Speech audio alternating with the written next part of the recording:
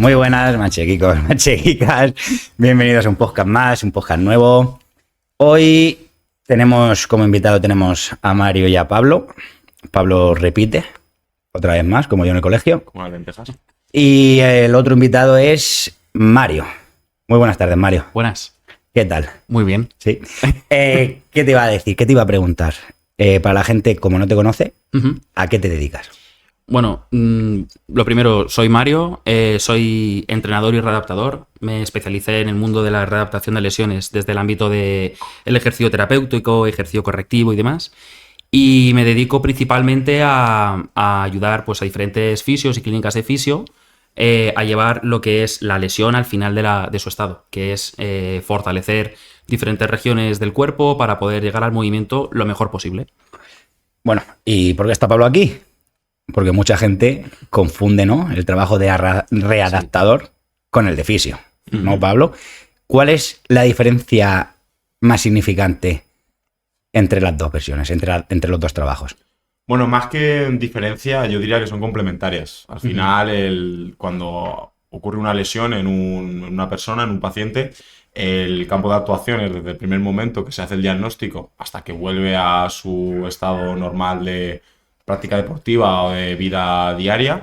Entonces, dentro de ese proceso, pues hay diferentes profesionales que deberían de estar involucrados, y el proceso de readaptación yo principalmente lo considero desde el día 0 que se realiza la lesión hasta el último día. Y bueno, gente como en este caso Mario o entrenadores, pues nos pueden aportar unas cositas que pueden ser muy interesantes a lo largo del proceso de recuperación del paciente. Bueno, Mario, ¿qué funciones tiene un readaptador? Bueno, desde mi punto de vista creo que un readaptador no puede trabajar sin la mano de un fisio, porque si tú estás trabajando con alguien con patologías o alguna lesión, o estudias de la parte anatómica vinculada a la patología, o bien un fisio estudia sobre entrenamiento y movimiento, y puede ser complementario, pero creo que las dos funciones son indispensables. La función principal de un readaptador es poder llevar a la persona al mundo de la mejor manera posible desde el momento en que se lesiona hasta que ya, digamos, ha hecho lo que le lesionó. Esa es la mejor manera de saber si estás readaptado otra vez, porque la palabra readaptación es volver a la adaptación.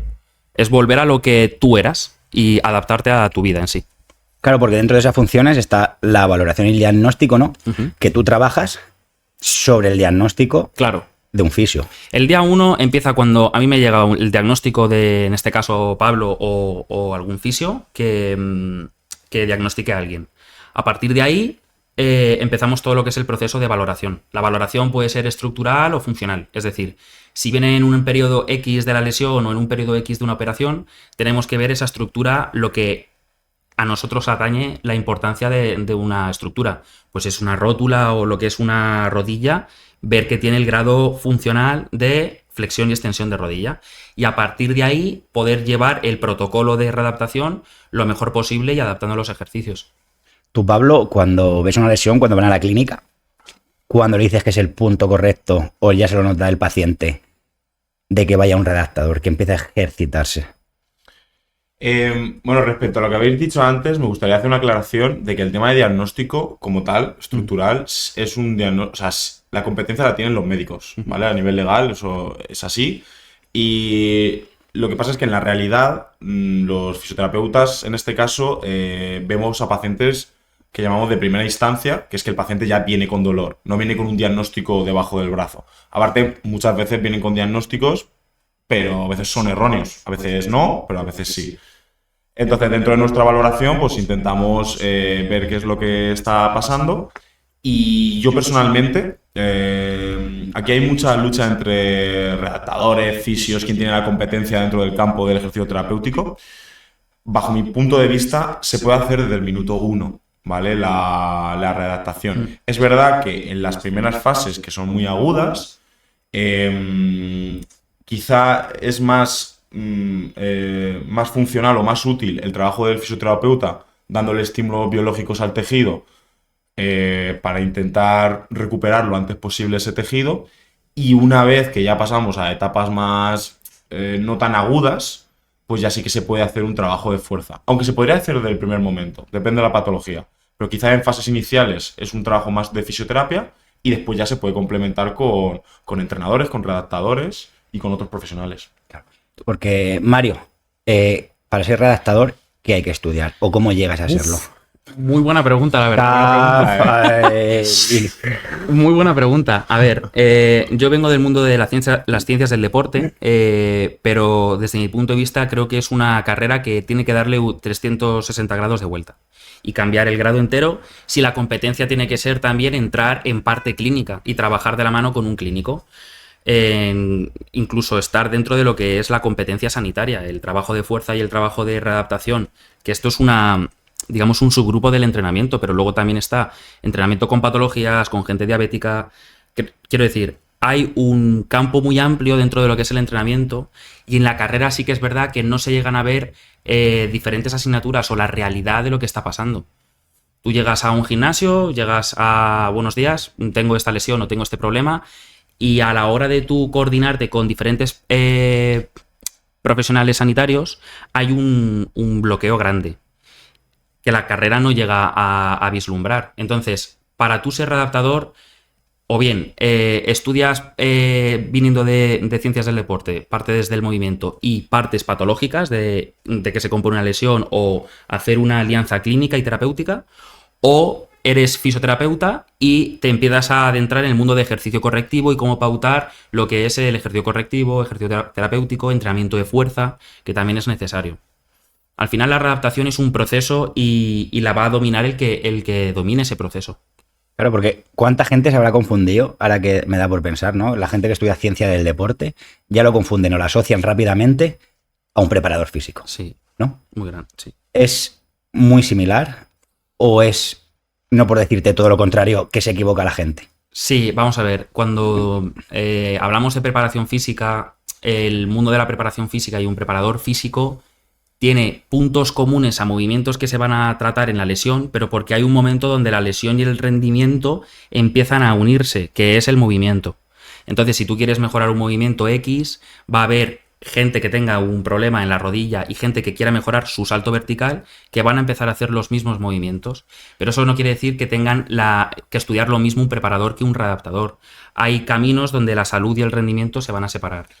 Yo creo que el campo de la readaptación al final es un campo intermedio que va desde la sanidad, desde una lesión y desde el rendimiento. Entonces, gente como Mario, que viene a priori de esa parte de rendimiento, de preparación física, si se enfocan, si se especializan en las patologías, entran dentro de ese campo. Y sin embargo, los fisioterapeutas, cuando utilizas el ejercicio terapéutico como una herramienta de actuación y el entrenamiento de fuerza, entras también en ese campo. Entonces, es un campo intermedio donde se puede llegar desde dos polos diferentes, porque al final es que confluyen. Totalmente. Es que no...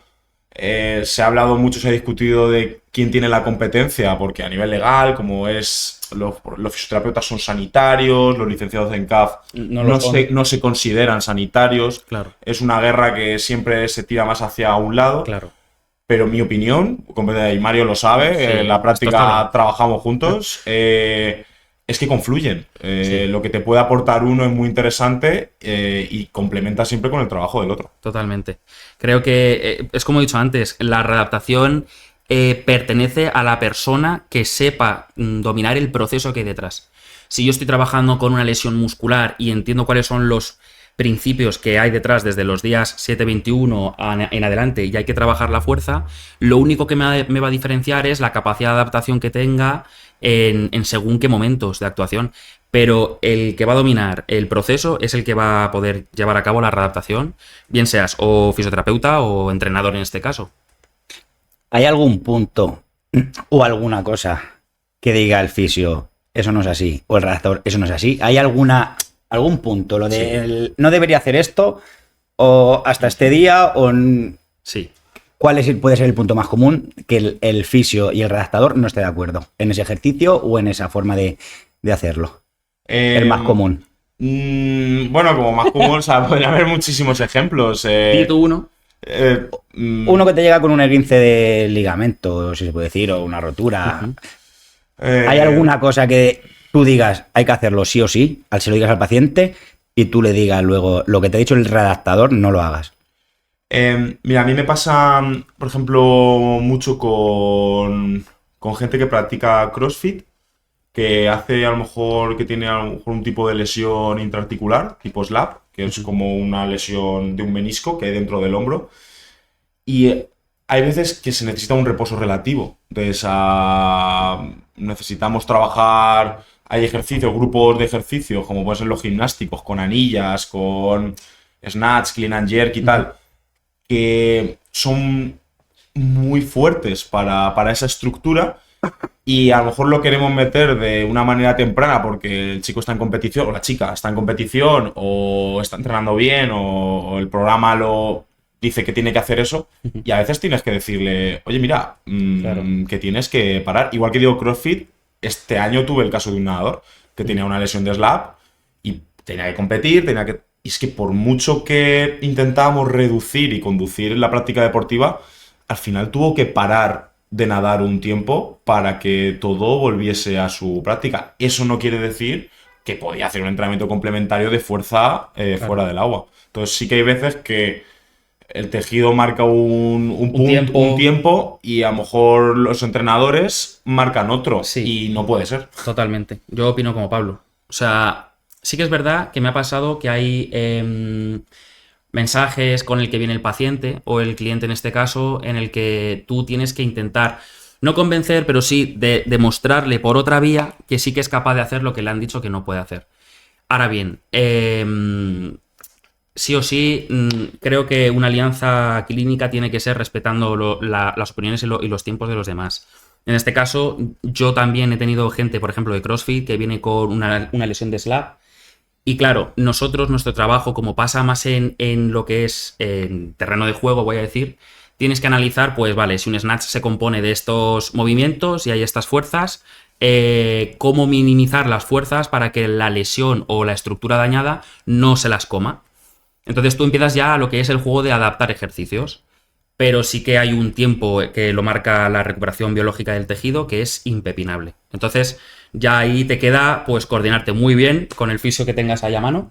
Pero sí que es verdad que hay mensajes que son muchas veces contradictorios, pero porque él ve la lesión desde un punto de vista inicial, junto con el diagnóstico y más técnicas de imagen, y yo veo justo cuando se puede actuar ya. O las ganas del que tiene la lesión, ¿no? Eso es. Del paciente. O sea, esto va como hablamos la otra vez Pablo y yo. Tú te cagas en Pablo y Pablo en el médico, ¿no?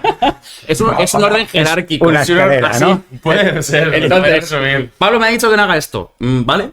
Pues Pablo... Claro, Pablo y Pablo. ¿Y el médico te ha dicho esto? Claro, sí, es una... Y así. ¿Qué porcentaje, Mario, tienes de deportistas? De pacientes deportistas. Vale. ¿O es el 100%?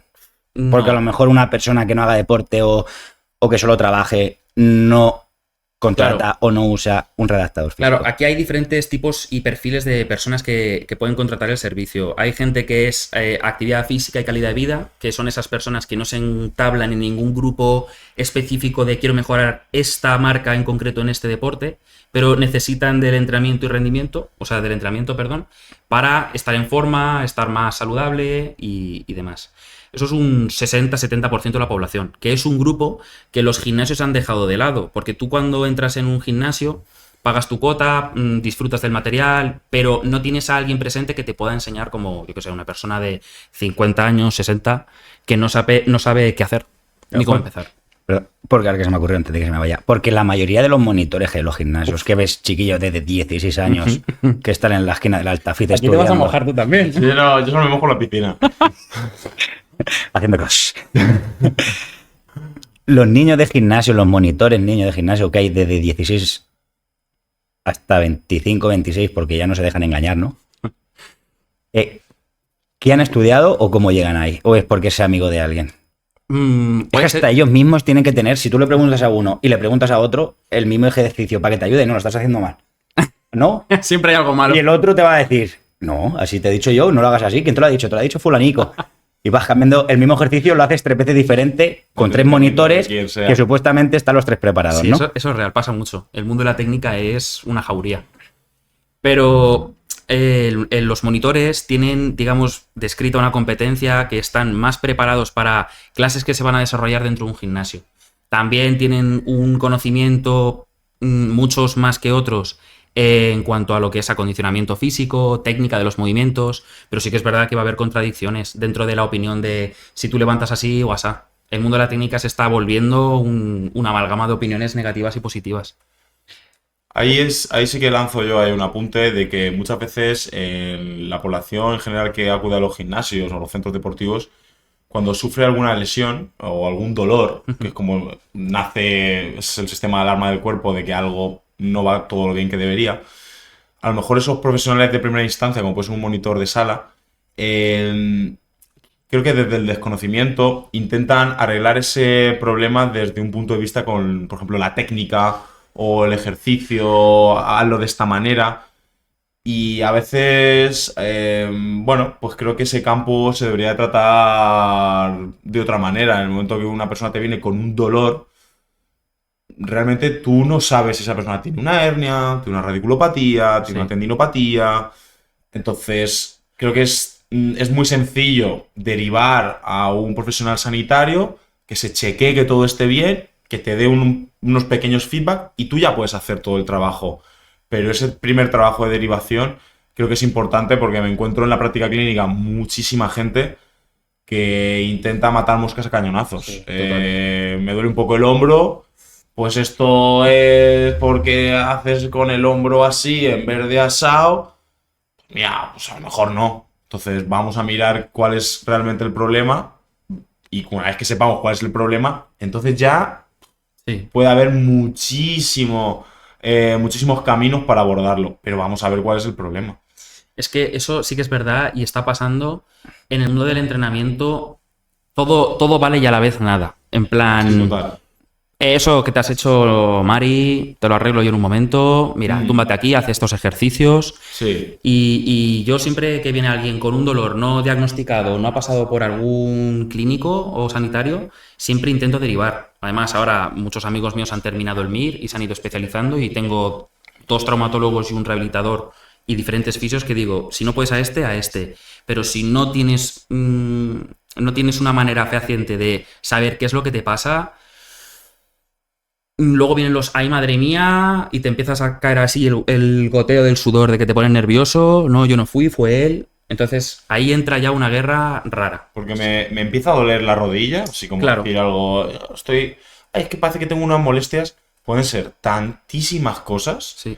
que al final, si no se hace un primer diagnóstico desde el minuto 1, bueno, de hecho tú lo sabes de primera mano que tuvimos ahí una lesión Mónica. bonita que ya se Chula. hablará en su momento. Tienes que saber lo que hay. Y una vez que sabemos lo que hay, ya se pueden hacer 1000 cosas. Pero esa primera fase, y en el mundo del entrenamiento, creo que esa fase hay mucha gente que se la salta. Sí. Y creo que es la más importante. Sí, Claro. literalmente. Porque ahora mismo, por ejemplo, yo te pongo un caso que a lo mejor puede ser mío o puede ser de alguien. Lo de mucha gente entendía, le dice, oye, me duele la rodilla. Eso no es nada. Fortalece el cuádriceps, que el cuádriceps es el músculo que sujeta la rodilla para que para que te deje de doler la rodilla. Oye, que me duele la espalda. Eso es porque tienes grasa, que tienes que fortalecer el músculo para que sujete la columna. Gente novata, gente que no entiende, le hace caso. Claro. ¿Hay conllevado o tienes algún caso de que haya agrandado una lesión y el monitor, que no puede ser el monitor o puede ser un amigo, decirle, tienes que hacer esto? Sí. Yo tuve una persona que no se sabía a ciencia cierta qué es lo que tenía en la rodilla o llegó a un monitor, no me acuerdo cuál, que le puso a fortalecer el cuádriceps justamente en la máquina de extensión de cuádriceps. Y esa máquina, digamos que por las características de fuerza que pueden tener, puede trasladar anteriormente la tibia cuando haces una extensión fuerte. Entonces sí que tenía lo que se llama el cajón anterior, que se le iba hacia adelante la tibia. Entonces digamos que tenía un signo de rotura del ligamento cruzado anterior y lo pasó por alto el monitor porque, como has dicho tú, no estaba en esa competencia el saber si eso podía ser malo o bueno o no llegó a haber un diagnóstico detrás. Entonces pasaron los meses y sí que luego cuando cayó en las manos de un clínico se evidenció de que tenía el cruzado. También es verdad, y ahora voy a poner yo otro ejemplo, que igual que a lo mejor un entrenador, porque quizás no es su competencia, puede pasar por alto esas cosas, nadie somos perfectos. Aunque seas clínico, aunque seas médico, aunque seas fisio, aunque seas... Y yo recuerdo el caso de una mujer que a mí personalmente me llamó mucho la atención. Estaba haciendo una clase de CrossFit, una mujer de edad adulta, notó como un latigazo cervical muy fuerte, fue a urgencias y en urgencias le dijeron que no era nada, contractura, porque, pues, contractura es un diagnóstico que no sé por qué, bueno, ya lo hablamos, contractura es una cosa que vale para todo, vale para todo. Y la mujer, pues nada, le hicieron unas pruebas, tal, le dijeron que estaba bien y que vete al fisio, que te tal. Fue a una clínica, no voy a decir el nombre, la trataron y los pocos días, creo que a los 2 días, llegó a mi consulta. Esto fue hace un año y pico. Y cuando llegó a mi consulta, la mujer tenía un cuadro de mareo, de vértigo, casi no podía sujetarse la cabeza, tenía una bolsa para vomitar, tenía hipoacusia en un, bueno, lo hago así para la cámara, en un oído, es decir, eso es pérdida de audición en uno de los dos oídos, y tenía un dolor que a mí no me cuadraba con una cervicalgia por una clase de CrossFit. La mujer insistía en que, claro, el médico le había dicho que no tenía nada, el otro oficial que fue le había tratado y se encontraba un poquito mejor. Entonces me pedía que le crujiese el cuello, típico, no, crújeme el cuello, que a mí esto me va muy bien. Yo dije, no te voy a crujir el cuello, no te voy a hacer nada. Y por suerte vino un acompañante con ella y la convencí para que volvieran a ir al hospital. Casualidades de la vida, porque no me suele pasar eso mucho, pero a los 2 días vi a esa acompañante por Albacete, por la calle, por el Eroski. Y le pregunté, hostia, ¿cómo está? En este caso era su tía. Digo, hostia, ¿cómo está tu tía? Dice, pues, ¿está ingresada en el hospital? Digo, no jodas. Digo, ¿qué tenía al final? Y dice, no, pues que le había dado un ictus. Adiós. Tenía una hemorragia isquémica. Y le estaba avisando. Y estaba en la unidad de ictus. Y es también un poco lo que dice Mario, que dice, bueno, es que un entrenador no es su competencia, tal. Pero es que puedes ir perfectamente a un médico, un fisio y cagarla. Y esos casos yo me los he encontrado. Te puedo contar ese porque es un caso que me llamó la atención. Pues te voy a contar otros muchos de gente que viene con un diagnóstico que no parece nada y te encuentras un trombo, un cáncer, Vamos, yo me he encontrado de todo. Mira, ahora que dices esto, justo una chica con dolor lumbar, que no se sabe de dónde viene, yo creía que era síndrome de dolor lumbar, normal. Esto era un antiguo entrenador que la entrenaba. Y al final, después de diferentes pruebas de no reducir el perfil de dolor que tenía esa persona, fue al hospital y tenía un cáncer de vértebra. O sea, tenía lo que era un... Al compañero de... Al marido de una compañera mía de trabajo, igual, llevaba 3 o 4 meses que no puede levantar la mano de aquí con dolores y cáncer de pulmón. A ver, hay veces que es inevitable. Yo, de hecho, me comí también un cáncer de raquis de una mujer que venía con un dolor lumbar inespecífico. Tú la tratas, no mejora, al final se hacen unas pruebas y sale una patología. Pero hay veces que no tienes rayos X en los ojos, pero hay otros criterios, como por ejemplo en esa mujer... Hostia, que si ves si ves ciertos signos de alerta, yo creo que mi labor es derivar al especialista médico pertinente. O sea, yo lo que veo al final en el mundo clínico y también el que me intervengo yo, que es el de entrenamiento, es que los mensajes de eso no es nada, así de primeras, a lo mejor luego te la comes en un mes o 2, porque... para mí me parece el cuerpo humano tan complejo como para no determinar o dar mensajes de decir, esto lo he visto muchas veces, porque luego al final la realidad te sorprende. Y al final creo que hay zonas de confluencia donde diferentes clínicos, pues en este caso el médico, el fisio, el entrenador, tienen que tener red flags donde se puedan llegar a derivar esa persona. Oye, esta persona no mejora el dolor lumbar, vete a que te hagan unas pruebas. Pues tío, casos así. Claro, ahora vamos a hablar... para luego contar como una escala de arriba abajo cuando se mete cada persona, ¿no? Cada oficio. ¿Qué 3 lesiones o cuáles son las 3 primeras lesiones que os aparecen en la clínica o te aparecen en el gimnasio? ¿Cuáles son las más comunes? Pues desde lo que es el campo del entrenamiento y lo que a mí me llega es fases tardías o medias de cruzados, ligamento cruzado anterior, la rotura, esguinces de tobillo de grados... No hay una prevalencia grande de grado 1, 2 o 3 en función de la persona como ha tenido el esguince. Me han dicho, oye, el médico me ha dicho que tengo que fortalecer. Al final a mí me llegan por fortalecimiento. Y hernias. Muchas hernias, protusiones discales. Como comenté en el otro podcast, a nivel epidemiológico, o sea, las 3 dolores musculoesqueléticos más prevalentes del mundo son por orden dolor lumbar, dolor cervical y dolor de hombro. Ese es el orden, ya está, estadístico. A mí en mi práctica clínica te puedo decir que lo que más me llega es problemas de raquis también, o sea, voy a decir cuello-espalda, porque hay muchísimas hernias, muchísimas protusiones infradiagnosticadas. Es decir, si todo el mundo nos hiciera una resonancia, posiblemente los 3 que estamos aquí, alguna nos saldría, seguro. O sea, es por estadística. Ahí... Yo no que fortalezco. bueno, tú no, porque yo no que Dios- fortalezco. Pero... A menos que me sale la gelatina de las hernias. Efectivamente, la gelatina de las hernias. Y sobre todo mucho hombro y rodillas. Es un poco lo que más veo yo en consulta. Empezamos entonces. Quitamos Empezamos.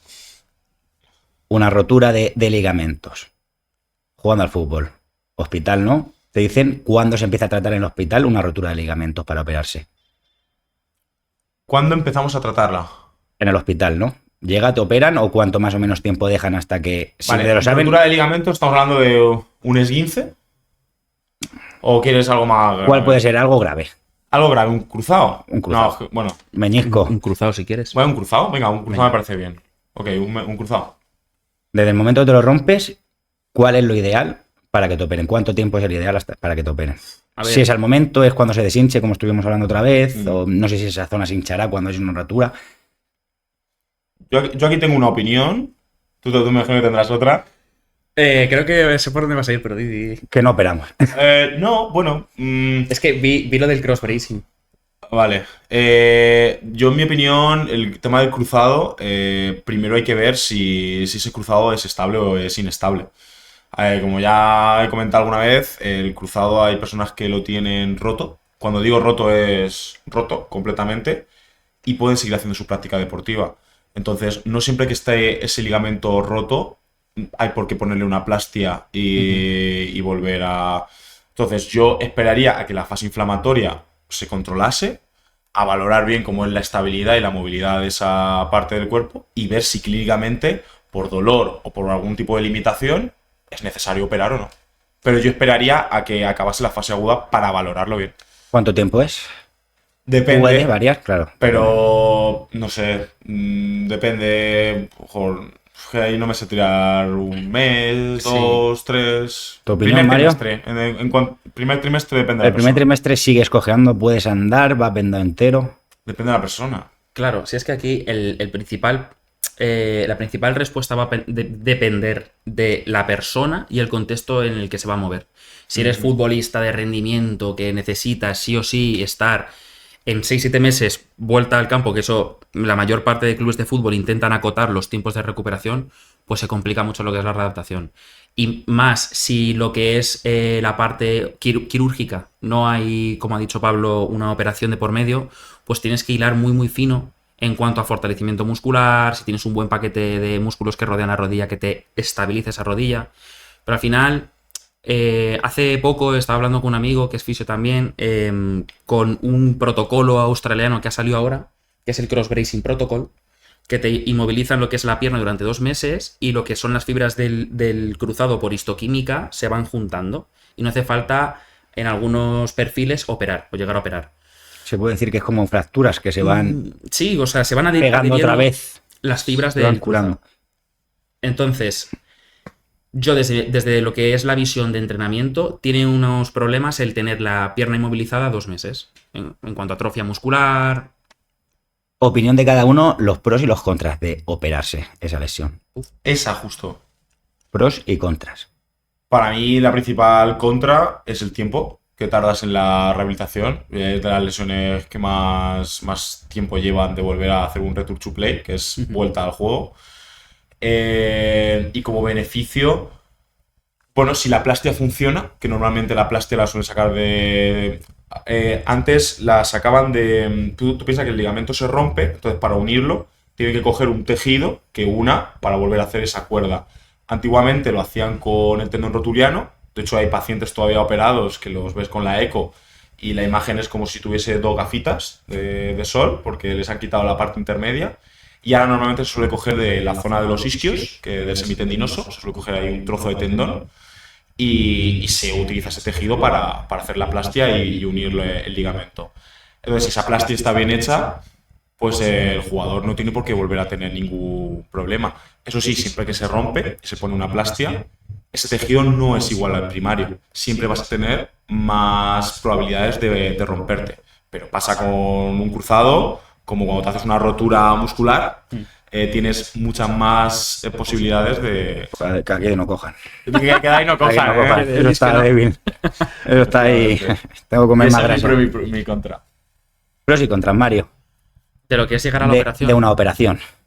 Hombre, yo lo que sí que he llegado a ver es muchos pacientes que he intentado honestamente salvar de la operación, roturas parciales de supraespinoso, y que no han podido ser porque no iban en el camino correcto, han tenido que operarse. Ahora bien, los periodos de una operación y lo que es las primeras fases de rehabilitación, yo como entrenador y readaptador no controlo al 100%.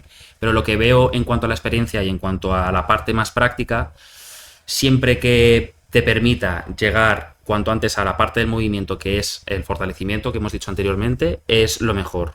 Ahora bien, si tú valoras como clínico o como fisio y llegas a la conclusión de que X persona no tiene por qué pasar por el protocolo de una operación o parte de quirófano, siempre que se pueda llegar a mover, fortalecer, hilando muy fino en esas primeras etapas, la clave la va a tener el entrenador que mejor sepa adaptarse a los inconvenientes que van a pasar, porque en una lesión o en el proceso de readaptación va a haber problemas. O sea, que hemos coincidido en que si se puede prevenir la operación, Sí, totalmente. Totalmente. Sí. Siempre. Seguimos para adelante. Se baja, se deshincha, tal. ¿Fisio primero o readaptador primero? Yo opino esto, pero Me gasto el cuarto en los dos. Me gasto perras en los dos. Yo no encima al gimnasio con lo que no me gusta. psicólogo, nutri y tal. Eso también, Psicólogo, redactador y fisio. El ginecólogo, que nunca se sabe. ¿Te imaginas? Menos mal que os está enfocando a vosotros. Yo no voy a hacer ningún gesto que luego salgo en blanco Como y negro. elige, como elige. Yo tampoco quiero... Se puede hacer desde el minuto 1, ¿vale? Lo que sí que creo que siempre tiene que estar ahí, sobre todo en las primeras fases, son las más importantes, es el clínico. O sea, la primera fase, primero, fisio. Claro.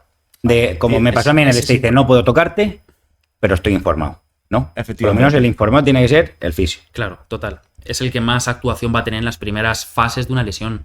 Pero es que además, por lógica pura, si es la persona que va a estar en contacto con ese trabajo más pasivo de la lesión, donde la persona tiene mucho dolor, está en un periodo álgido del dolor, al final el entrenador y el readaptador, si no es por la parte fisio, tenemos que dejarnos aconsejar y guiar en el proceso siempre de la mano de un clínico, porque el dolor va a ser el que va a guiar ese proceso. Entonces yo, como no entiendo completamente de dolor, necesito a alguien que me guíe. Luego también lo del tema del dolor es muy interesante porque cada persona es un mundo. Al final el dolor es un ente biopsicosocial, subjetivo completamente de cada persona. Yo he visto personas con una fractura de tobillo que ni se han enterado y tienen el maleolo directamente partido, bueno, fisurado. Y gente que con un problema muscular, te hablan, te dicen, te llaman, oye, esto no se me quita, esto no se me va. O sea, hay gente muy, muy exagerada. Y lo que siempre hay que tener claro, al menos si quieres hacer las cosas con objetividad, es la historia natural del tejido. Es decir, si yo me he roto en este caso un ligamento o una fibra muscular, el periodo mínimo es este. Entonces, al margen de que le duela o de que no le duela, tengo que respetar ese tiempo. De hecho, pasa mucho en las lesiones musculares, tú lo has visto, que a las pocas semanas dejan de doler. Sí.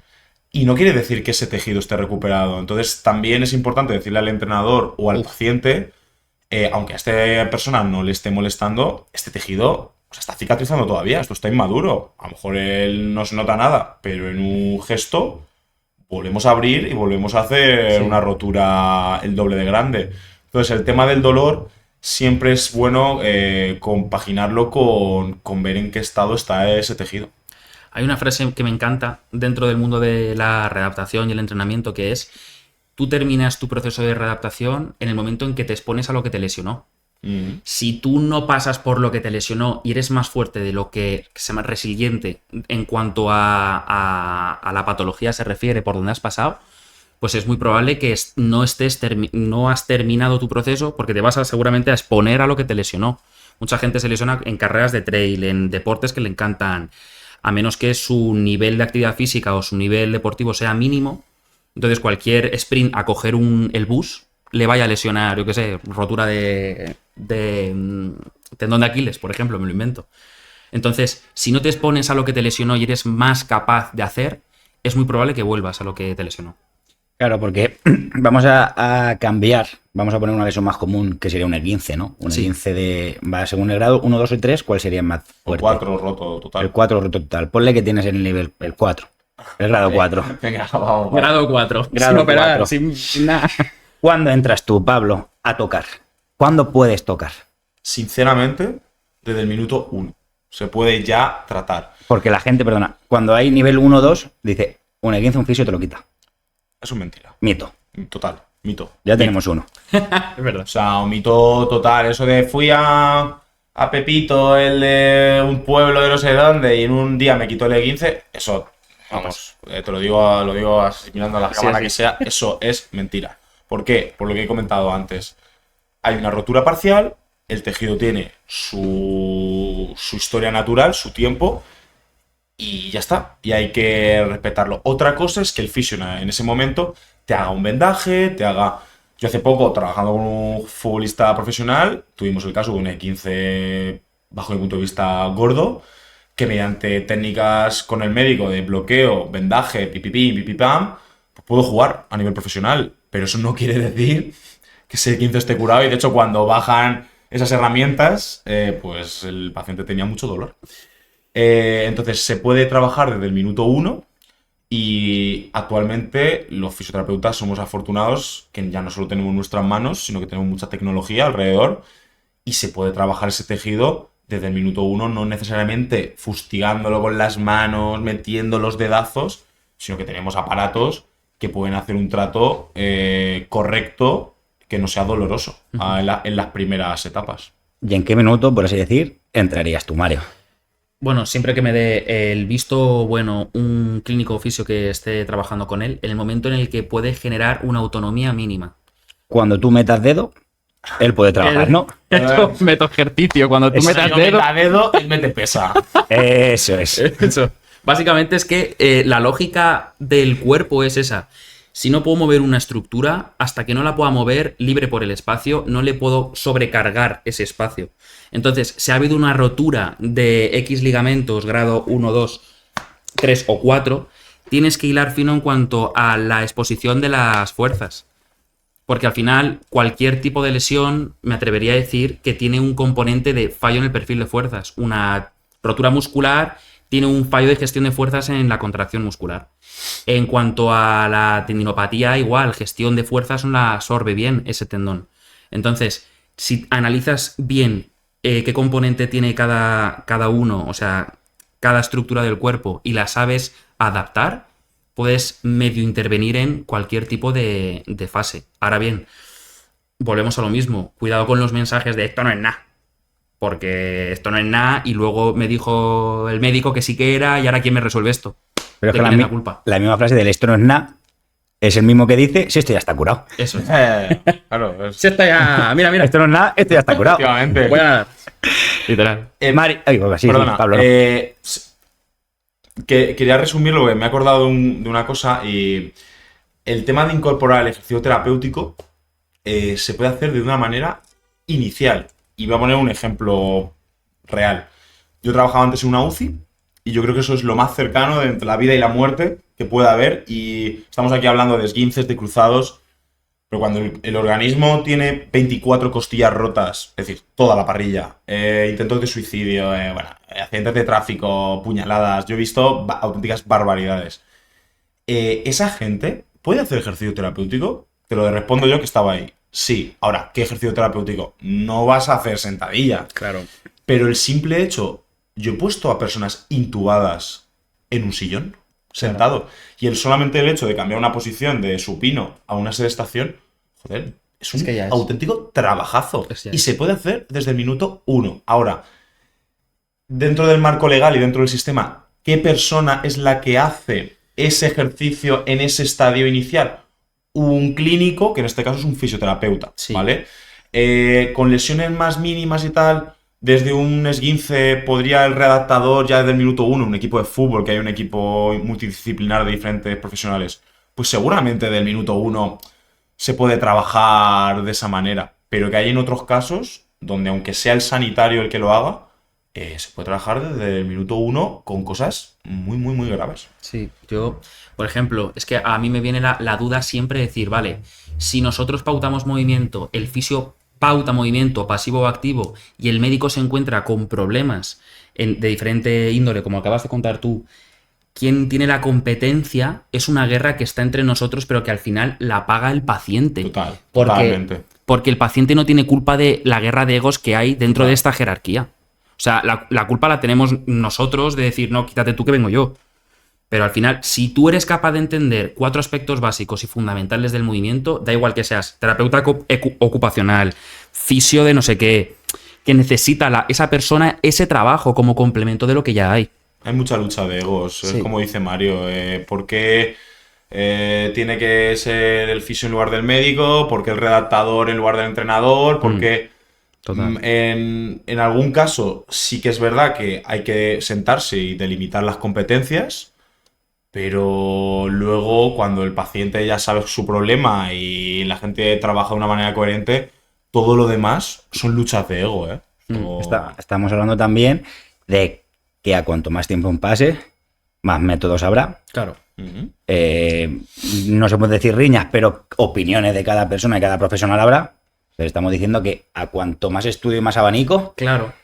más desacuerdo va a estar la ¿Sabes lo- jerarquía, ¿no? Por así decir, médico, fisio, redactador. Esto, aquí yo tengo una opinión y es que yo estoy viviendo del mundo de las lesiones gracias a el avance que ha habido en cuanto al entrenamiento de fuerza, porque los médicos han dicho que usted, señora, necesita entrenar. Lo que pasa es que cuando la señora llega, o el señor, a un gimnasio, se encuentra ese monitor petado que te lanza la barra, te carga la barra y a hacer sentadilla 3x8 con lo que puedas dar. ¿Quieres creatina? Te ha faltado eso. Entonces, Creatina es un claro, necesario. yo... lo- Para recuperaciones. Totalmente. Yo lo que opino es que cada persona tiene que saber pautar la carga de la mejor manera posible y tú analizar la persona que tienes delante. Si tienes delante una persona que le da miedo por lo que sea la sentadilla con barra alta, peso y tal, intenta, como ha dicho Pablo, darle el estímulo justo y necesario para que pueda progresar en lo suyo. Pero es que si no, hay una guerra de... El entrenamiento de fuerza es esto y resumes a un abanico muy pequeño lo que puedes hacer. Como la gente que corre toda la vida, empiezas a correr, anda, corre. Hasta que no le coja esa pasión, esa afición a andar, no va a poder correr. Total. Todo eso. Nos hemos ido de cuando entras en el E15. ¿Qué ejercicios? Perdón. Se me ha olvidado. ¿Qué ejercicios se ponen en un E15? Porque hemos cambiado a una lesión más común, ¿no? Una que todo el mundo ha pasado esguince de hasta, tobillo. hasta bajando las escaleras y se ha quedado de morros. Vale. Lo ha pasado.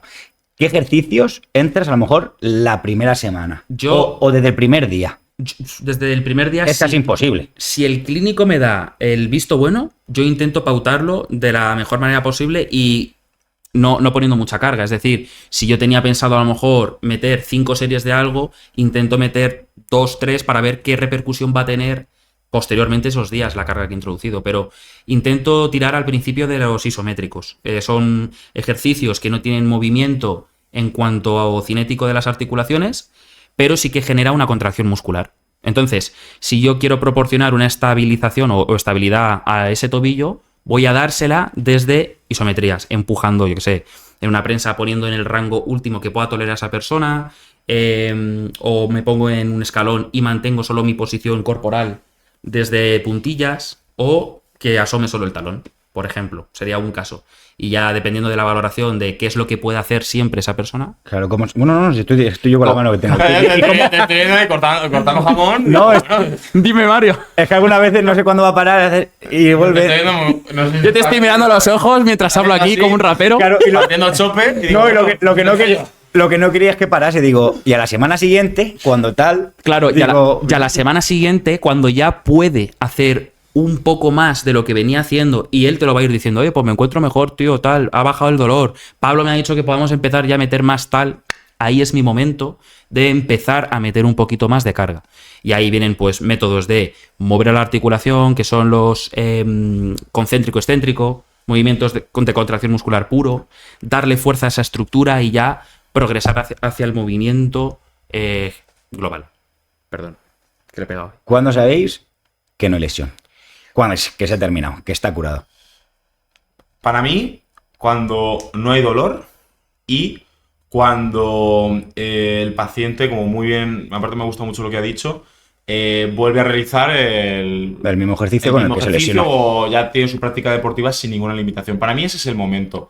Porque una cosa que es bastante importante, sobre todo gente que, como yo, utilizamos la ecografía en nuestras valoraciones, cuando hay una lesión, pues, y esa lesión se recupera, siempre quedan marcas. Siempre a lo mejor ese ligamento se le queda una piedrecita, que es una calcificación, se le queda el ligamento, se queda un poquito engrosado, se queda un poquito de líquido en la articulación, y el paciente, pero está ya todo bien, pero está ya como antes, y a veces ese tejido se queda así. Se queda así, se queda el ligamento engrosado, se queda la piedrecita, se queda el líquido, se queda un poquito de inflamación y no va a volver a su estado basal porque ha pasado por un proceso de inflamación, de recuperación de tejido.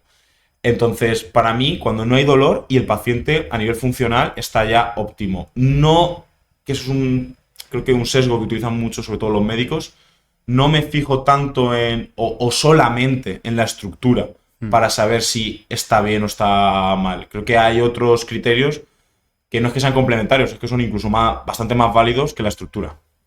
¿Quién tiene la última palabra? El paciente cliente, desde mi punto de vista. En plan, a ver, me explico. Me encanta lo de paciente-cliente. Claro, yo no puedo decir paciente-cliente. Es una putada no tener ahí... A nivel cliente, para mí, pues jugar este al fútbol. Pues para mí, a nivel paciente, te digo yo que no, que tengo el aparatito. Total. Y no he metido el dedo aún. Yo creo que la manera en la que tú sabes si ha salido de la lesión o no es la frase que he dicho de si está haciendo lo mismo que le dejó de lesionar, pero puede aparecer el caso B, que es ha dejado lo que le lesionó y no sabes hasta qué punto está preparado para volver a hacer algo parecido, ¿no? Por ejemplo, si a mí me lesionó un snatch con un movimiento de CrossFit, de halterofilia, y a una carga me lesionó el hombro, no necesariamente tienes que obligar a esa persona a exponerlo. Pero te lo va a ir diciendo pues en la sala de pesas o los veranos cuando llegan son propensos a hacer actividad física, me voy a la playa a nadar, me voy a hacer una ruta por el campo y me vuelve a doler eso. Entonces ya entra el componente de entrenamiento para mejorarte la capacidad. ¿Nunca habéis estado en desacuerdo? ¿O alguna vez, no digo con Pablo, digo en general de tú decir que sí y el fisio no, o al revés, el fisio decir sí y tú no estás preparado? A mí me pasaba mucho en Madrid. Yo hace 3 años que terminé la carrera y en Madrid me acuerdo que la estudié allí, ya trabajaba con algún fisio y había mucho componente de fisio que no recetaba, por así decirlo, el movimiento. Entonces, por aquel entonces, la palabra readaptación, que ha cogido ahora mucho vuelo, pero esto hace 5 o 6 años había 4 o 5 que se atrevieran a trabajar con lesiones. Daba mucho miedo y mucho reparo para el clínico decir, escúchame, yo ya he visto por la experiencia clínica muchos, lo que sea, que mejoran el no sé qué y te puede salir rana, Maritere, otra vez. Entonces, en ese caso sí que ha habido partes en las que estamos en desacuerdo con antiguos fisios que he trabajado.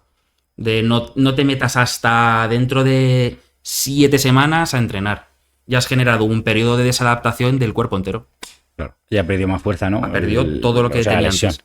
¿Tú, Pablo, te ha pasado alguna vez? Pues mira, yo soy muy pro movimiento, soy muy pro ejercicio, entonces no me ha solido pasar con entrenadores que trabajo no solo con Mario, sino con muchísimos entrenadores aquí en Albacete. De hecho, siempre intento que el paciente haga todo lo posible, cosa que el entrenador, por supuesto, también. Entonces, es el paciente o su patología el que pone el límite. No me ha solido pasar, pero sí me ha pasado mucho con el gremio médico. El que ellos digan 3 meses sin mover, 3 meses de inmovilización total, no hagas nada, no lo muevas, no.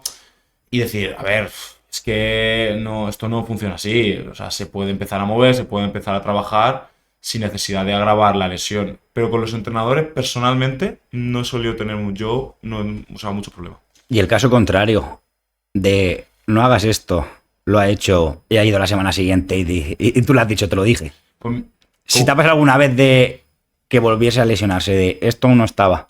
Pues me ha pasado de que han forzado más de lo que les habías aconsejado. Me pasó con una rotura de cuádriceps en un opositor hace unos años que le dije, hostia,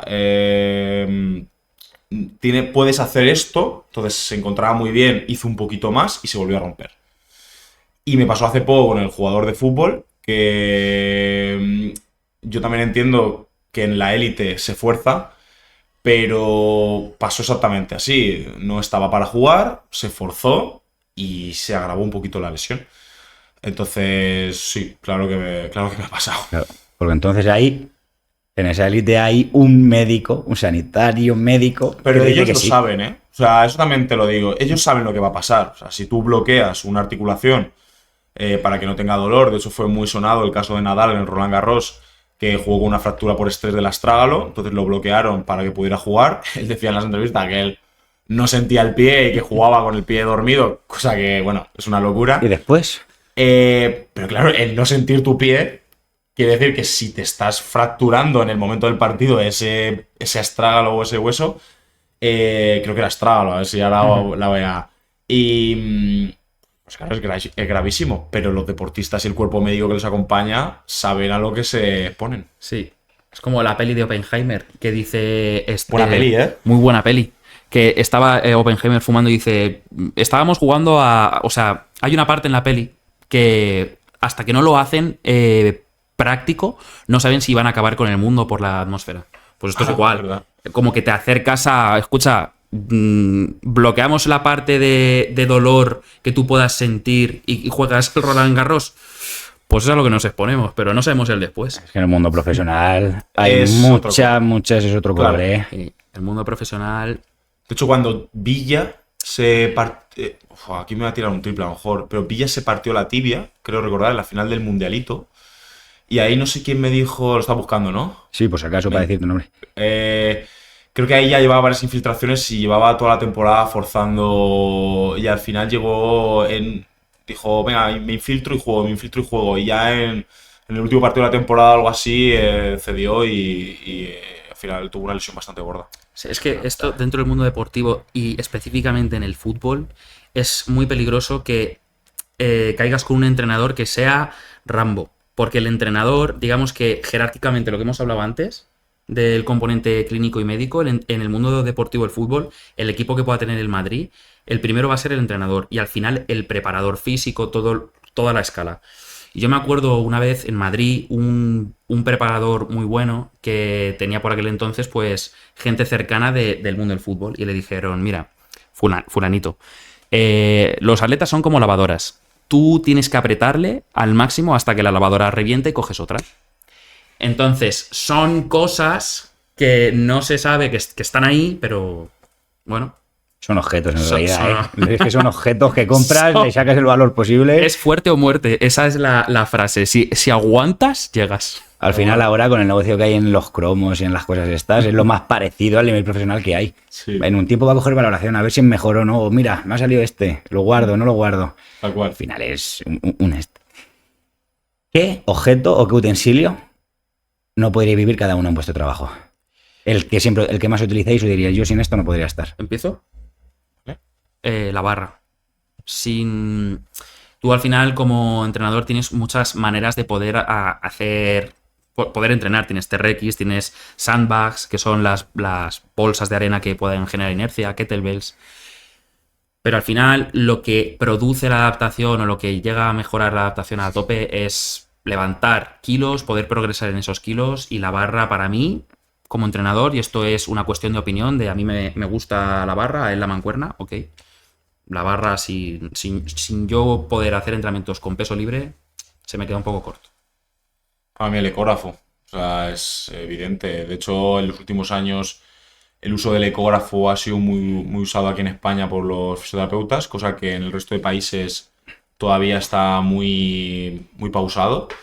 El poder utilizar el ecógrafo te ayuda, para mí es imprescindible, te ayuda a valorar ese tejido, esa lesión, esa patología desde el minuto 1 y poder seguir la evolución, no solamente a nivel de valoración, sino que nos permite también hacer tratamientos como siempre son con las agujas, que cuando la gente me dice, joder, es que pinchas mucho, es que al final las técnicas invasivas nos permiten ir al tejido diana, justo a la zona del ligamento que a mí me interesa, y eso es imposible hacerlo sin ecógrafo. De hecho, en el sistema público, quien escuche esto lo sabrá, me han infiltrado. ¿Cuántas veces te infiltran con eco? No se usa el ecógrafo. Estamos en 2025 ya, ¿eh?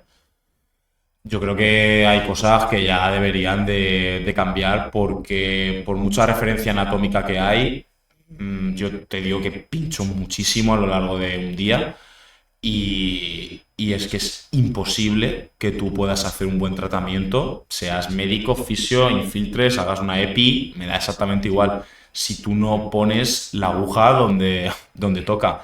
Y te puedo garantizar que si no lo haces ecoguiado, es imposible que hagas un tratamiento efectivo.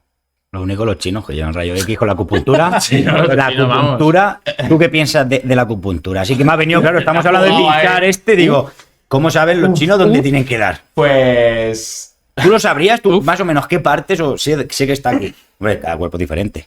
A ver, cuando pinchas mucho y cuando sabes de anatomía, sabes por dónde están las cosas, pero vuelvo a decir, nunca, y de hecho hay estudios, o sea, eso está evidenciado con estudios con gente que los consideran expertos porque hacen mucha terapia invasiva, que les dicen, pínchame un supra o pínchame la porción larga del bíceps. Entonces, en cadáver, ellos por referencia anatómica pinchan y cuando se comprueba si han pinchado esa estructura, o sea, hay un fallo de, no sé si era de más de un 90%. O sea que está más que evidenciado que quien te ponga la aguja con los ojos en lugar de con el eco, seguramente falle. Bueno, vamos a hacer... Los chinos van a dominar el mundo. Vamos a ver si hacemos un poquito de sangre, así a modo deporte profesional. Eso hemos llevado muy bien. Sí, somos soft, en plan, estamos tranquilos. Estamos de colega. Pero nos miramos y decimos, vale, tío. Me parece muy tranquilo. Macho, no vas a tener para ningún habéis estado de acuerdo en todo. Sí, yo opino lo mismo que Pablo. Lo mismo que Pablo, lo mismo que Mario. Es que si está A ver, chicos, en deporte profesional, ¿quién es más necesario? ¿El fisio o el redactador? ¿O qué porcentaje darías al redactador? Esta no me la han hecho nunca. A mí tampoco, está jodida, Esta es nueva. Aquí cada uno va a defender a lo mejor su capote. A ver, es que si defiende el tuyo y va a defender... No, que esto está Venga, hecho... va. Yo opino que es más importante el preparador. Lo que es mi campo. Pero... sí, peros. Venga. Hay que explicar, ¿no? ¿Explico? Hombre, esto luego la gente se pondrá. Vale. Claro. Esto la gente dirá, no, es más importante. Esto es que se corta tu explicación, la suya, la pregunta. Claro. ¿Y tú con quién? Opino que es más importante la preparación física dentro de lo que es un deporte de rendimiento, porque si tú tienes un equipo sin digamos, alguien especializado en mejorarle el rendimiento a la persona, te estás quitando el 60-70% de lo que necesita esa gente, que es mejorar en el campo, en el terreno de juego o en el deporte en el que sea. Bueno, está claro lo que voy a defender yo, ¿no? Pues tú no sabes la lesión que es. No te lo voy a decir. No te lo voy a decir. Obviamente voy a defender mi campo. Yo voy a decir la figura del fisio porque es como hemos estado hablando. Al ser sanitario, ante cualquier tipo de lesión o problema que haya, siempre puedes evaluarlo y saber cuál es el problema. Y al final, el ejercicio terapéutico sigue siendo una herramienta de la fisioterapia. Es decir, nosotros no solamente hacemos masajes, como mucha gente se cree. El ejercicio terapéutico, de hecho, es una competencia legal recogida dentro de nuestro marco de ámbito, o sea, dentro de nuestras competencias. Entonces, me parece más completo en el sentido de que se puede valorar cuando hay un problema de salud reeducar, readaptar prácticamente hasta el final. Y luego, obviamente, claro que bajo cosas generales, que un preparador físico está mucho más preparado, pero puedes perfectamente hacer un entrenamiento de fuerza en una programación para evitar lesiones o para intentar poner como objetivo mejorar el rendimiento. ¿Sabes lo que pasa? Que aquí el kit de la cuestión, me estoy dando cuenta que no es quién es más importante, sino es necesario el trabajo accesorio de entrenamiento para mejorar el rendimiento. Es decir, muchos clubes de fútbol no tienen la figura de preparación. Juegan sus 90 minutos, revientan, y si tienen a alguien que les ayude en el proceso de lesión, A dar un masaje. a dar un masaje, por ejemplo, de esos con vaselina, Aceite ese del tigre, del Decathlon. Si no estás calor, no te cuesta bajo la placa. o escúchame, o Está buena, ¿eh? ninguno, Muy buena. ninguno de los dos, porque compro el rulo del Decathlon y fuera, ya no hay fisio. Claro, tal cual. Claro, porque se podría decir, a ver, dentro de una lesión, se podría decir, el fisio sabe la lesión, esa lesión se puede curar con el tiempo y volver poco a poco. En el tema de la rehabilitación física está el de yo te voy a preparar para que no te lesiones. Claro, si es que, ¿sabes lo que pasa? Si yo juego con poco dinero, vamos a decir, soy el propietario de un equipo de fútbol y tengo que invertir dinero y no tengo para uno de los dos, El de Ibai nuevo, que no tiene un dedo. el de Ibai nuevo dice, voy a pillar a Pablo. ¿Por qué? Porque No saben. uno, contratan a no sé quién de Europa del Este y dicen, ala, aquí están los mejores profesionales invertidos en un futbolista. Lo que sí que es verdad es que es más necesario un clínico o un fisio, porque siempre vas a tener el componente lesivo. Entonces, como no tengas maniobras de salir de ahí, tú siempre puedes depender del Messi de turno y que se adapte a tope. O 5 jugadores así. Pero puestos a elegir, en el orden de prioridades es más importante el clínico por la lesión y el componente lesivo que un preparador físico que muchas veces y la mayoría de ellos no gestionan cargas ni... Al final me ha dado la razón, ¿eh? Sí, porque lo estaba pensando mientras digo, vale, esto va a ser te tiro, pero el último, el que tiene... Pero me ha gustado la pregunta, ¿eh? Sabes que no puedes ganarle a Pablo hablando, No. debatiendo. Sí. No es eso, es que no llega un momento en el que en el orden jerárquico, el cuello de la botella... Pero eso no es por ser fisio, eso es porque soy hijo de fruteros. Entonces tengo mucha labia. ¿Te imaginas? Nena, qué melones que tiene. Claro, no es por ser fisio. Vosotros habéis estado también, ¿no? O sea, en equipos profesionales y con cositas de estas. ¿Hasta qué punto os molesta que el entrenador o alguien del equipo técnico se crea que tiene más razón que vosotros? ¿Cómo llega esa molestia? ¿Hasta qué punto? Pues mira, a mí lo que realmente me molesta de todo esto no es el que... Porque yo puedo estar equivocado, muchas veces lo he estado, y seguramente no haya obrado bien, pero lo que tiene que tener el profesional de turno, clínico, entrenador, lo que sea, es humildad de saber, escucha, la estoy cagando por lo que sea, pero objetivamente esta persona no está saliendo bien. Pero muchas veces que el ego te tira, en tu opinión, para adelante, y la mayoría de clubes de fútbol o rendimiento tal, son equipos. Como el equipo no vaya en una toma de decisión, no, vamos a estar todo el rato discutiendo nosotros y no va a ningún lado. A mí personalmente no me molesta que haya alguien por encima o que tome las decisiones, sino quizá lo que a mí me chirría es cuando desacreditan la información que tú estás aportando. Es decir, si yo te digo que este jugador no está para jugar, por ejemplo, porque tiene una lesión X, y tú decides que juegue, tú eres al final el que decide. Y el jugador, que es al final el paciente. Entonces, pero yo mi trabajo lo he hecho. Ahora, a mí sí que me he encontrado con casos en los que tú ves una cosa, ves que hay un evento, una rotura o una lesión, y hay otra persona que dice que no la hay. Entonces, que por eso puede jugar. Entonces, no sé si me he explicado. Sí. Si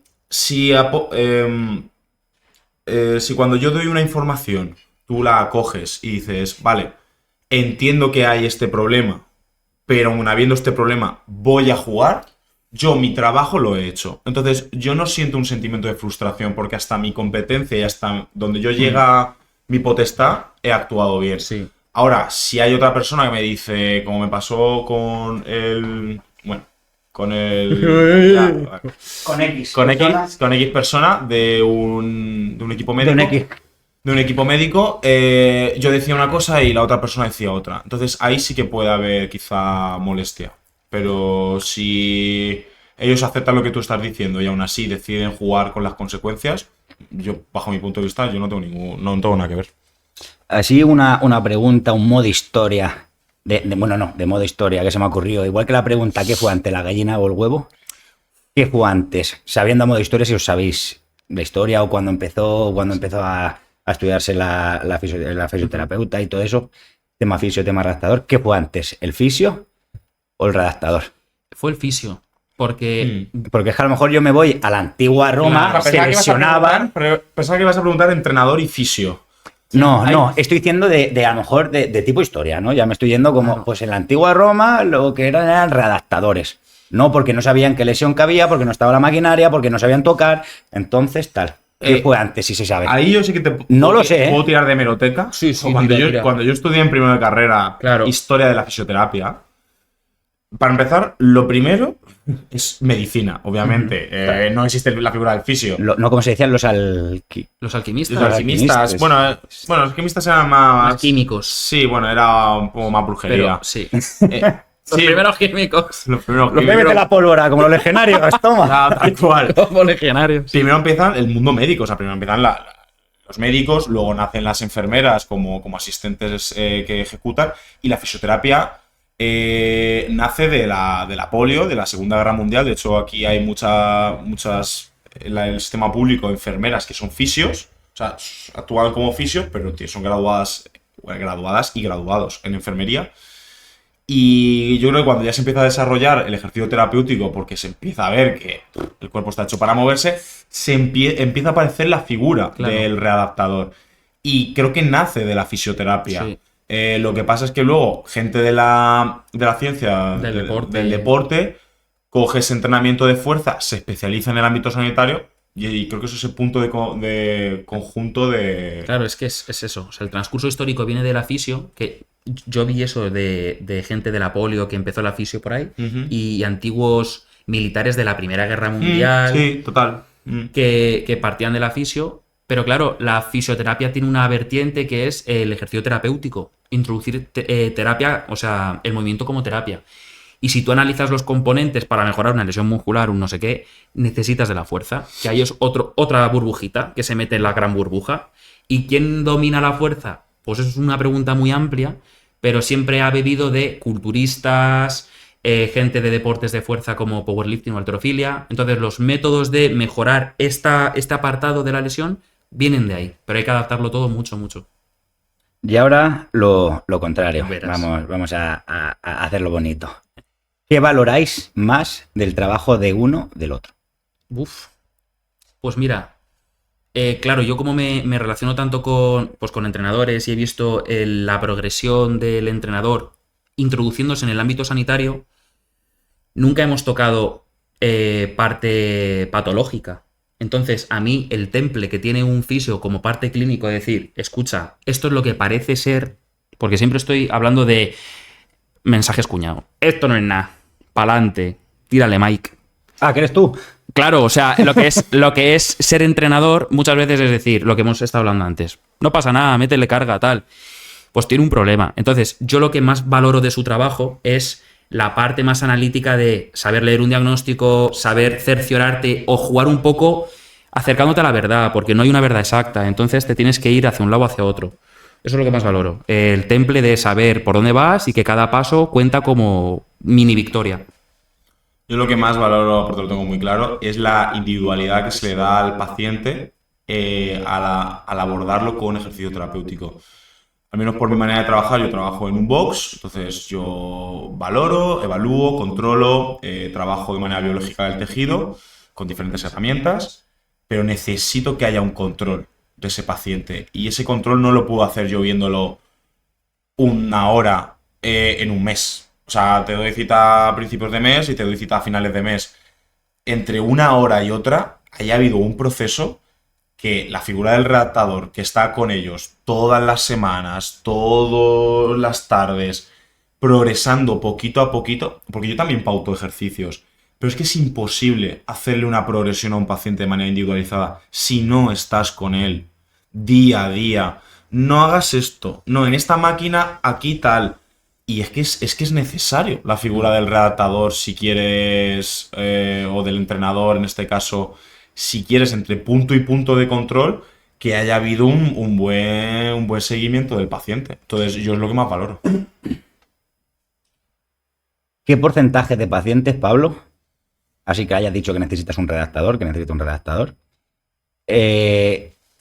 al redactador? Buah. Que le aconsejes. Buah, eso es una De grandísima 10 pregunta. pacíficos, madre mía, de 10 pacientes, ¿cuánto van al consejo que le das que vaya a un redactador? Es una muy buena pregunta. Mójate, chaval, que me tienes aquí delante. Eso es Lo una, tienes seco, macho. Sí.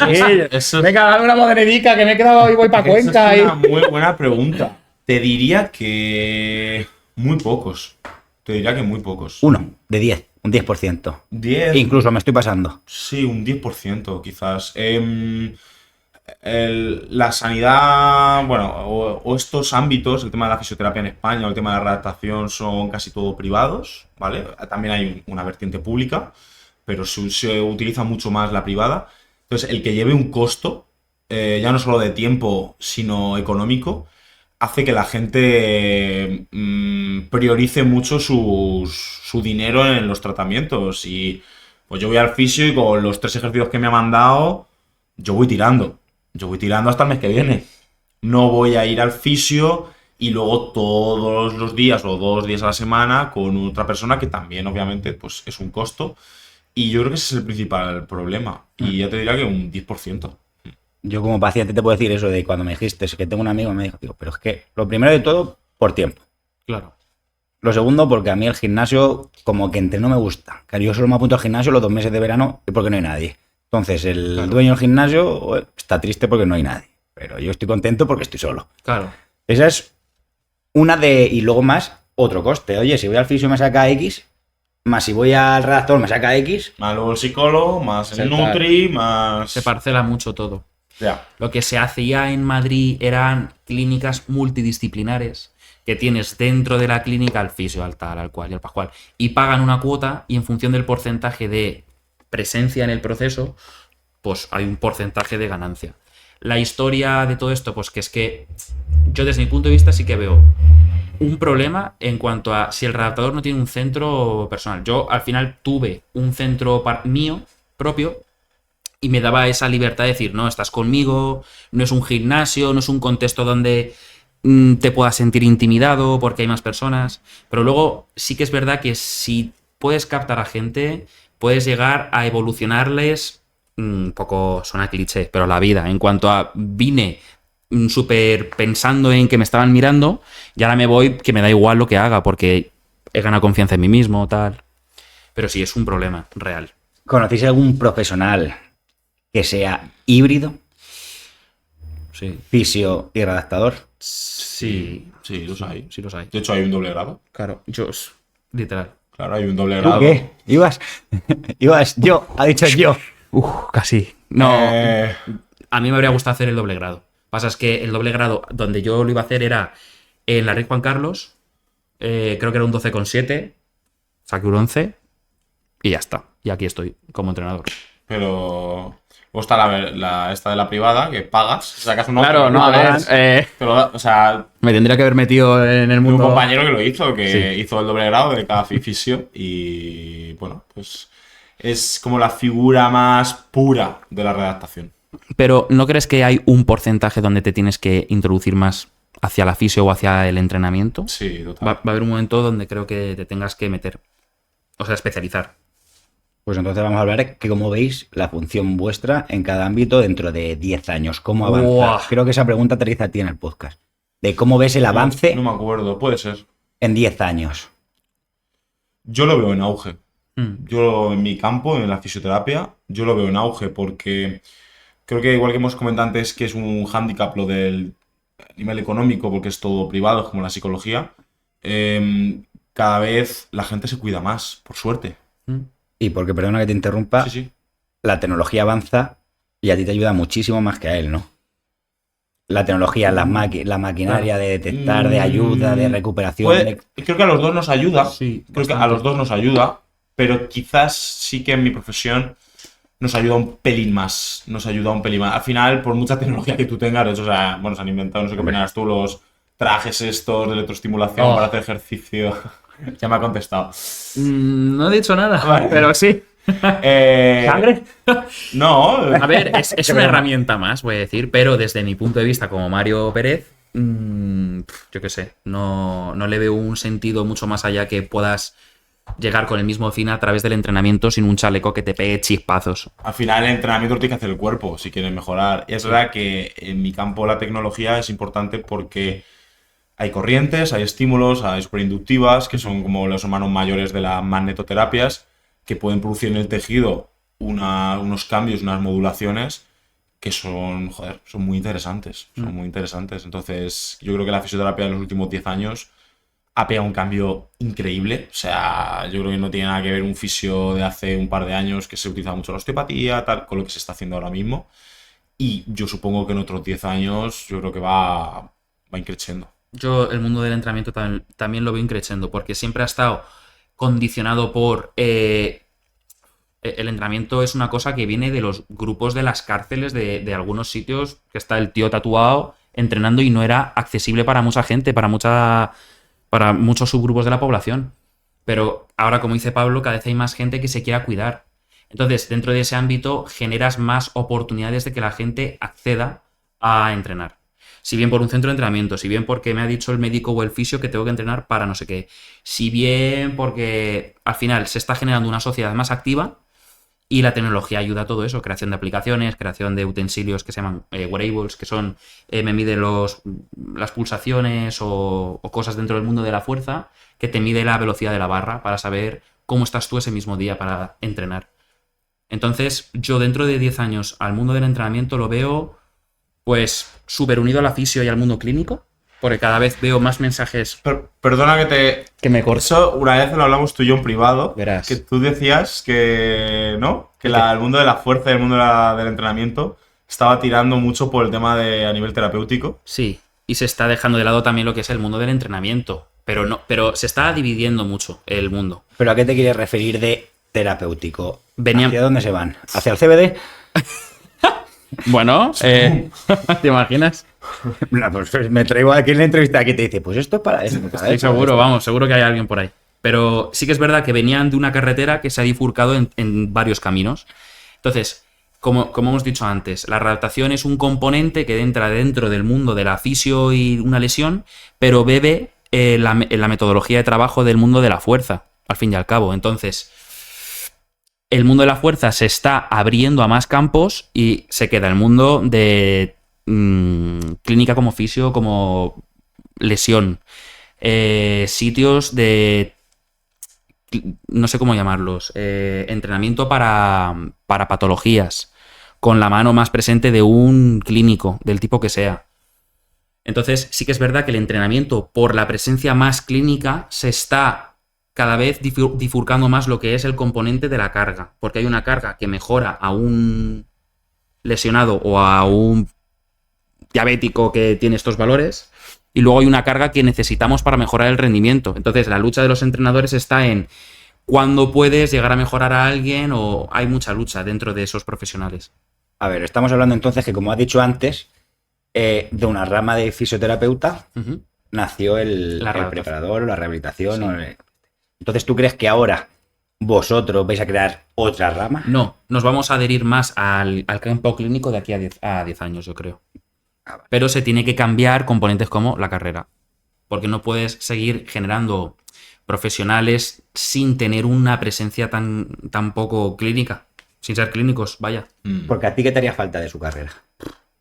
Pues fisiopatología. Incluso al revés. Fíjate, esa es muy buena Es pregunta. una buena pregunta, sí. Para mí, de su carrera, cogería las ciencias madres y básicas y extrapolarlas a años de estudio. Es decir, nosotros damos anatomía, biomecánica y fisiología como ciencias básicas para poder entenderte en un lenguaje común, una nomenclatura común. Pero sí que antes lo que era el INEF tenía la anatomía, biomecánica y fisiología de un año. Años posteriores también tenías otro año. Tú tenías anatomía 1, anatomía 2 y luego se iban bifurcando. Nosotros vimos en cosa de que era un cuatrimestre una, otro cuatrimestre otra, entonces no te da tiempo para entender lo que hay detrás y todos los procesos. Yo al final todo lo que sé lo sé por diferentes másteres que he ido haciendo enfocados a la rehabilitación y a la preparación física. Que ahora mismo puedo decir que soy profe de uno. Entonces estoy muy contento, pero no es lo normal que un CAFIT salga diciendo quiero trabajar con clínicos de esto. O preparador, pues tampoco hay muchos. Pablo. De su carrera, yo lo que siempre he echado de menos en la fisioterapia es el tema de hacer una programación, de fuerza. Creo que, aparte que le copio el discurso, yo también he hecho, al final eso lo tienes que suplir, lo que no te da en la carrera, con muchos posgrados, máster, y recuerdo en uno que hice de entrenamiento de fuerza, que digo, joder, esto a mí me viene muy bien, saber programar, hacer un mesociclo, hacer un macrociclo con una persona a lo largo de una temporada para que gane hipertrofia, para que gane velocidad, es súper interesante en mi campo. Entonces, sí, creo que eso es lo que a nosotros nos falta. Damos muchísima anatomía, biología, patología, farmacología, damos un montón pero luego la parte de ejercicio terapéutico quizá, bueno, se podría desarrollar un poquito más. Claro, porque yo también, dentro de mi no estudio, ¿creéis o se podría hacer crear un conjunto de las dos? ¿O sería mucho temario para 4 años? Voy a contar una historia. ¿O será una barbaridad de ser fisio con un nombre nuevo? Fisioatilador. Querían crear un grado. Fisioatilador de músculos. Fisioatilador. Rehabilitador. ¿Me imaginas? Fisiotador. Sería Fisiotador, ¿eh? Fisiotador. Chaval. Suena muy de piscina, ¿eh? Sí. Fisiotador. ¿No? Pues ya está. El fisiotador. Fisiotador también suena como un personaje de Muchachada Nui. También podría ser un buen personaje. O de Torrente. Mira, por ahí viene el fisiotador. O de Torrente. Pero el fisiotador que hiciste un máster aprendes. Totalmente. Tú tienes que poner en la clínica, soy Y fisiotador. aún encima yo, Un poco fisio... nadador, fisiotador, nadador. Y frutero. Es frutero. Ay, pues sí que es verdad que iban a crear un grado específico de readaptación. Pero el Colegio Oficial de Educación Física, el COLEF creo que fue, el que lo tiró para atrás. Entonces, como la readaptación está en un terreno de nadie, ahora mismo hay alianzas clínicas y más, pero tiene que haber una progresión lógica hacia la especialización de los campos. Si no es crear un nuevo grado, será especializarte a través de diferentes másteres que te dé la competencia para tratar estas cosas. Pero tiene que haber un mínimo, y yo lo que sí que he ido notando es que ha habido una bajada de nivel genérica en todo esto. Sí. Y ahora en el modo claro, Pablo, por ejemplo, está todo el día piñón, ¿no? En el modo práctico, en el modo de trabajo, ¿no? Él tiene su agenda por la mañana, hasta ahora con este. ¿Cómo funciona un redactador? Tiene a un paciente, bueno, a un cliente. Sí. No, un paciente. Tiene de 9 a 10 tú, y luego voy a otro, y luego voy a otro, y luego voy a otro. O Mira, se adaptan todos, a lo mejor, no, que cada uno necesita claro, lo suyo. esto ya va en cuanto a la sistemática de trabajo que tú tienes. Yo, como no bebo solo de la readaptación, porque digamos que son personas muy puntuales que han tenido una cosa en concreto, entonces necesitan del entrenamiento, pero mucha gente viene por querer entrenar. Entonces, lo único que diferencia el trabajo de una readaptación de un entrenamiento normal es el objetivo. Si yo tengo como objetivo mejora del rendimiento, te pondré una serie de ejercicios con unas cargas específicas para mejora de ese rendimiento. Si tienes como objetivo mejora de me duele aquí y yo me tengo que coordinar con Pablo, pues los objetivos van marcados por las fases de la lesión. Pero al final todos confluyen en el mismo sitio, que es un gimnasio. Yo he podido trabajar entre 2 personas a la vez, con 3, 4 grupos reducidos, en función de si es muy específico el problema. Pero claro, aquí va un componente de cómo trabajo. Hay mucha gente que trabaja de uno en uno. Entonces surge la figura del entrenador personal. Yo estoy para ti para 1 hora.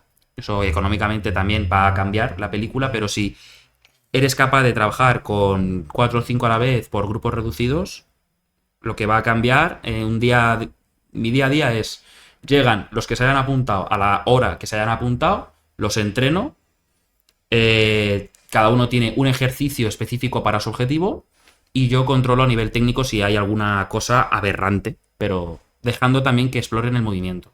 Porque a ti, lo que has dicho en el mismo de entrenamiento, así con personas, ¿con cuántas personas se te iría de las manos? Pues yo llego a trabajar con 8 a la vez. Y eso, bien, pero ya empiezas a tener que generar subgrupos de trabajo. Porque si no, es muy complicado. Pero si esas 8 personas han tenido una progresión lógica, hablo educacionalmente, de yo he aprendido a hacer una sentadilla. Si yo marco que una persona aprende la sentadilla, puedo progresar hacia diferentes métodos de trabajo y diferentes variantes. Entonces tengo marcado como objetivos aprendizaje de movimientos. Entonces, de esta manera sí que te permite que la persona sepa cuál es su calentamiento específico y cuáles son sus progresiones hacia la sentadilla. El día que toque sentadilla, el día que toque empujes, pum, otros. Entonces, si queréis aprender todo esto, tenéis Qualismotus para Qualismotus para poder aprenderlo. Bueno, yo creo que el podcast es entretenido. A mí ¿Sí? se me ha pasado hora y 20 que llevamos. Hostia. Bien. Podría estar aquí, vamos. La verdad, siempre nos pasa. 3 horas, siempre. pero no pasa nada. Iba a decir que si queríais, que ya como Pablo siempre me dice que uso el ChatGPT para todo, le hago que me haga 6 preguntas. ¿Más? No. Así jodías el ChatGPT. No, porque voy a utilizar cosas que no he IA. utilizado. No. Tengo 2 interruptores arriba, que son la pregunta, 4 respuestas. Primero que le dé al interruptor ese que tengo ahí arriba, ¡Dios! por unos puntos. guapo! Vale, vale. Venga, venga, dale. Sí, lo que quieras, sí. yo qué sé, vale. Esto es como pasa... No, ¿cómo era? El de... Sí, come coco. No, El de... Ay, no me acuerdo. Ay, cuidado que está lo que rompió Sergio Rodríguez. Pero, hermano. Dios, ¿y esto? Uf. Pero, ¿y esto? Espérate un momento. Voy a preguntarle, hazme. No, aquí puedes hablar, si esto lo voy a poner hasta que lo tengamos. ¡Hijos de puta! Ahora, ¿cómo lo reviso? Claro. Esto me encanta, ¿eh? Esto me parece la hostia. Ay. Que a lo mejor me No pregunta cosas que a lo mejor no sabe ni la respuesta a ChatGPT, ¿sabes? Yo te lo puedo decir así de fácil. Ah, que tú vas a preguntar cosas y nosotros tenemos que, si las sabemos, darle. Uf. Vale, ok. A ver, mira, yo le he puesto aquí. Claro, si no hay rebote. Claro. Claro, he puesto preguntas estilo trivial, fisioterapeuta versus rehabilitador físico. Bueno. No las he leído ni nada, ¿sabes? Bueno, van a ser cosas que no sé yo si vamos a ver. No, es que a lo mejor hay cosas que en ChatGPT está equivocado también. Sí que es un poco abierto. Ahora te empiezan a preguntar, ¿cuántos huesos? No sé qué. Claro. ¡Pum! ¿Te imaginas? Y nos quedamos los dos, corta. ¿Los dientes cuentan? Los dientes cuentan o no cuentan. Bueno, queridos espectadores, estamos aquí con Pablo y Mario que se van a batir en duelo con 10 preguntas estilo trivial. Fisioterapeuta contra rehabilitador físico. Pablo ha cogido el comodín de Joaquín Pollack Yo cogí el comodín de Joaquín. y Mario el de Bob Esponja. ChatGPT va a lanzar 10 preguntas 10. estilo trivial entre un fisio y un rehabilitador. Hay 4 opciones, ¿vale? Yo leo la pregunta, doy las 4 respuestas y cuando diga ya, le dais. Vale. Ok. Si la da antes, quien la dé antes, no vale. Responde ya el otro. Dices las 4 posibles. Yo digo A, tal, B, tal, Ah. C, tal, D, tal, y digo ya. Vale. Y cuando diga ya, le dais. Vale, venga. Empezamos con la primera. ¿Cuál de estas técnicas es comúnmente utilizada por los fisioterapeutas para aliviar el dolor muscular? A. Crioterapia. B. Aromaterapia. C. Hipnoterapia. D. Musicoterapia. Ya. Crioterapia. Correcto. Venga, muy bien. Yo... Mario estaba fuera, ¿eh? Aquí yo... Ok. Fin. Segunda pregunta, 1-0. Gana Pablo. ¿Qué estructura corporal se trabaja principalmente con ejercicios propioceptivos? A. Piel. B. Hígado. C. Sistema nervioso y musculoesquelético. D. Sistema digestivo. Ya. Tienes que poner la mano, tienes que tener la mano, Mario. Mira cómo Lo he está. mirado a posta porque sabía que me estaba mirando. Mira cómo está Pablo. Ya está así. Y tú estás con la mano aquí para darle para abajo. Son milisegundos la Fórmula 1. Si parpadeas te lo vas a perder. Yo soy musculoesquelético. Correcto. 2-0 para Pablo, ¿eh? Vale. Quedan 8 preguntas. Uf. Tercera pregunta. ¿Qué título universitario suele tener un fisioterapeuta en la mayoría de los países? A. Licenciatura en rehabilitación física. B. Doctorado en psicología.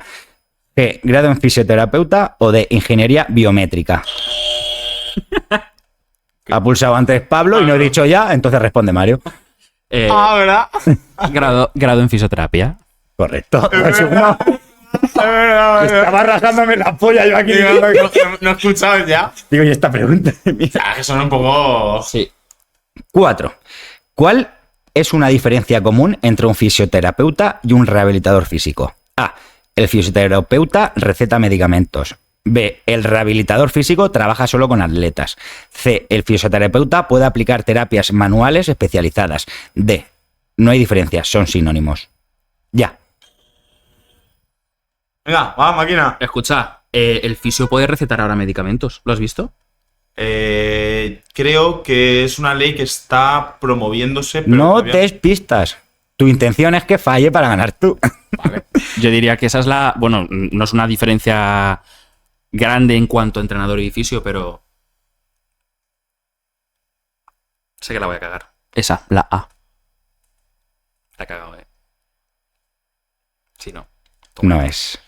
¿Me las puedes repetir? Es que me ha pasado lo mismo, digo, ¿cuáles son las otras ¿puedes tres? repetir? Me cago en la... que te has quedado con la primera. Claro. Esa que lo he visto. Es esa que lo... Una rápida, la B, C y D. El fisioterapeuta receta medicamentos. La B era que no. El rehabilitador trabaja solo con atletas. Vale. C. El fisioterapeuta puede aplicar técnicas manuales especializadas. ¿Y Y D? D. No hay diferencia, son sinónimos. Correcto, verdadero. Literal. 3-1. Uf. Mario, por Dios. Claro, cuando me dé la migraña digo... No, a Pablo, a Mario no, obviamente. Pablo. 5.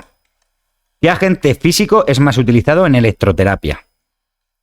Pero claro, tú... Eso lo Yo sabes. aquí no opino, yo Claro, estoy es que estas aquí preguntas- con Bob Esponja. Como redactador, podría Escucha, estar- podría... si- Si, llego- quieren, si quieren jugar a ser terapeutas ¡Dios! clínicos, ¡Hugo! deben de saber de Ah, estas cosas. ya verás, te voy a remontar el 4-1 como lleva... ¿Qué agente físico es más utilizado en electroterapia? A. Ultrasonido. B. Corriente eléctrica. C. Láser. D. Calor húmedo. Ya. Debería ser... ¡Hostia! Ok, llevas razón. No vale dejarse perder, ¿eh? Me voy a dejar perder. Ah, vale, a muerte. Si va a contestarte de una y decir, yo creo... Por favor. Chan. Mario. Vuelve a repetirme, por favor, el ABC. Ultrasonido, corriente eléctrica, láser, calor húmedo. Corriente eléctrica. 4-2. Gana Pablo. Correcto. Y que la sabía. 6. ¿Qué instrumento se usa comúnmente para medir el rango de movimiento articular? A. Fonendoscopio. B. Goniómetro. C. Podómetro. D. Termómetro. Ya. Mario. ¿Pero qué va? Lo he visto. Ahora cuando digo...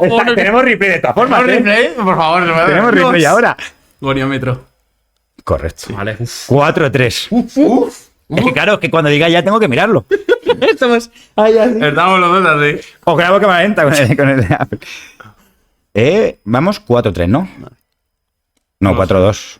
No lo sé. Sí, porque he dicho que instrumentos se usa comúnmente 4-2. Sí. ¿4-2? No. 4-3. Bueno, da igual. Seguimos. A ver, ¿quién ha aceptado criptoterapia, Pablo? La 2, sistema nervioso. Pablo. Grado en fisioterapia. Pablo, 3. ¿El fisioterapia puede aplicar terapias manuales especializadas? Pablo, 4. ¿Corriente eléctrica? Yo. ¿Goniómetro? Yo. 4-2. 4-2. 4-2. Pregunta número 7. Y luego le meteré aquí. ¿Qué tipo de estiramientos es más recomendado antes de una actividad física intensa? A. Estático. B. Balístico. C. Dinámico. D. Pasivo. Ya. Pablo. Dinámico. 5-2 para Pablo. Esa no era fácil, ¿eh? No era fácil. Pregunta número 8. ¿Cuál de los siguientes no es un objetivo directo de la fisioterapia? A. Mejorar la movilidad. B. Reducir el dolor. C. Diagnosticar enfermedades mentales. D. Prevenir lesiones. Ya. Vale, Enlace. correcto. 5-3. ¿Cuál de estos ejercicios es especialmente útil para la rehabilitación de la rodilla? Ok. A. Curl de bíceps. B. Sentadillas isométricas. C. Flexiones de pecho. D. Puente de glúteo con barra. Ya. Pablo.